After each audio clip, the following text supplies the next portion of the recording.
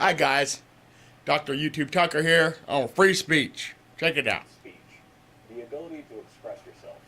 It's a cherished idea, as well it should be. Most of us who live in liberal Western democracies think of it as a basic human right. People have fought and died for it. But now we may be in danger of losing it. The threat is not coming from without, from external enemies, but from within. A generation is being raised not to believe in freedom of speech, but rather that they should have freedom From from speech. speech. How From stupid. speech they dislike. This is a threat to both pluralism and democracy itself. That's how We see stupid this this in nation Europe, has where become. sensitivity-based censorship attempts to ban anything deemed hateful or even just hurtful, and to ban criticism of religion, especially Islam.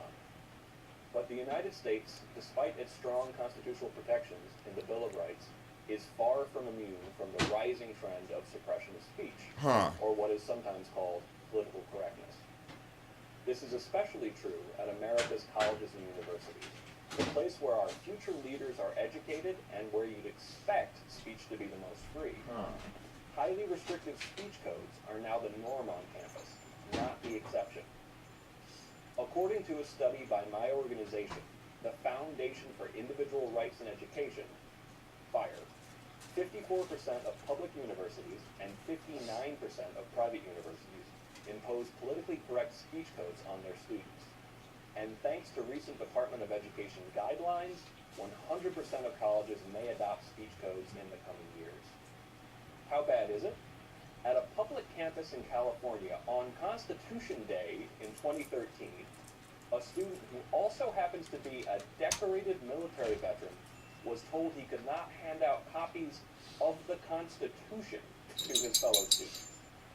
The objection from the university was not ideological. It was out of control bureaucracy imposing limits on speech.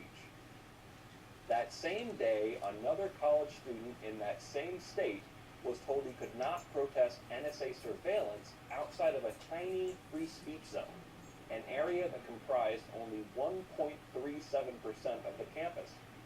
Months later, college students in Hawaii were told both they could not hand out the Constitution to their fellow students, and that they could not protest NSA policies outside the school's free speech zone.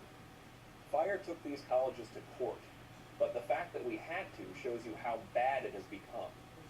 Recently, students and sympathetic faculty have joined forces to exclude campus speakers whose opinions they dislike. At FIRE, we call this disinvitation season, although the season lasts all year round. Since 2009, there has been a major uptick in the push by students and faculty to get speakers they dislike disinvited. These speakers have included former Secretary of State Condoleezza Rice, the Somali-born feminist and critic of Islam, Ayaan Hirsi Ali, and the director of the International Monetary Fund, Christine Lagarde. And that's only the obvious part of the disinvitation problem. Few conservative speakers are invited to speak at colleges lest they have to be disinvited later. The newest threat to speech comes from so-called trigger warnings, alerts that warn students that they are about to read or hear something that triggers a negative emotional response. A 2014 New York Times article cited the example of a Rutgers student requesting trigger warnings for the classic American novel The Great Gatsby because it, quote, possesses a variety of scenes that reference abusive, misogynistic violence, unquote. Recently, Oberlin College attempted to institute a policy that heavily encouraged the faculty to avoid difficult topics and to employ trigger warnings as a means of making classrooms safer. Safety has been watered down to essentially mean the right to always feel comfortable. New demands for trigger warnings are popping up on campuses across the country. Add in popular academic theories that encourage students to scrutinize speech for microaggressions, any statement that might be construed as racially insensitive, classist, sexist, or otherwise un-PC, and it's clear that campuses are teaching students to police what they say. This is precisely the opposite of what is needed. Our society needs candor, and it needs freedom of speech, not freedom from speech.